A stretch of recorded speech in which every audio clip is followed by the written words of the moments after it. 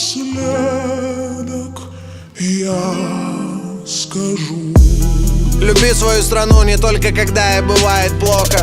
И будь сопричастен всегда, не делай вид, что тебе похуй. Заработал, умей поделиться, ведь ты помнишь на столе хлебные крохи. И в городской суматохе помни, именно ты герой этой эпохи. Хаешь тех, кто берет взятки сам, превысив, кормишь гайца сам. Прячешься под балаклаву, чтобы было не видно лица. Это детсад, если что, хвататься за 9 граммов свинца. И в 30 дров наломав, с улыбкой младенца все отрицать. Пора бы уже начать что-то делать, а не тупо пиздеть в интернете. Это не предвыборный лозунг и крепкое слово не ради поднять себе рейтинг. Фу, тебя слушают дети. Ваши дети в инстаграме похлеще умеют, поверьте. Отложите на час свое эго, уделите внимание и просто проверьте. Каждый живет как умеет, но совесть еще не закопана в землю. И поступки всех homo sapiens зависят не от веры. Я верю, да, я намерен сделать для своей страны немного добра.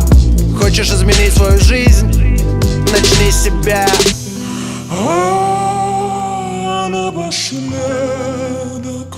я скажу: ты хоть все деньги в мире заработай и построй себе дом на луне. Ты спокойно и долго жить не будешь, если ты должен денег стране. Ходорковский свободен, и вроде бы все разошлись на Майдане, а мы потеряли братский народ, может надолго, спасибо Обаме. А русский мужик встал и сказал: хватит, и страна ему верит. Будет непросто, но мы соберем осколки русской империи. И знаешь, я понял, что помимо понтов есть вещи гораздо важнее. Здоровый народ, четкая цель, сила, национальные идеи. На прошлой неделе я сломал нос барыги, что предлагал мне дури.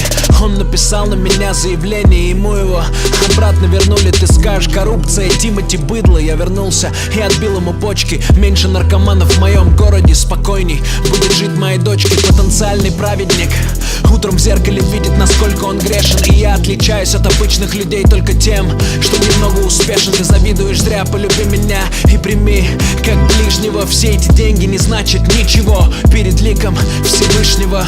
И если бы каждый из нас больше бы делал и меньше пиздел, то, наверное, каждый из вас уже бы имел все, что хотел. Ведь гораздо проще орать на митинге, чем стоять у руля. Хочешь поменять страну?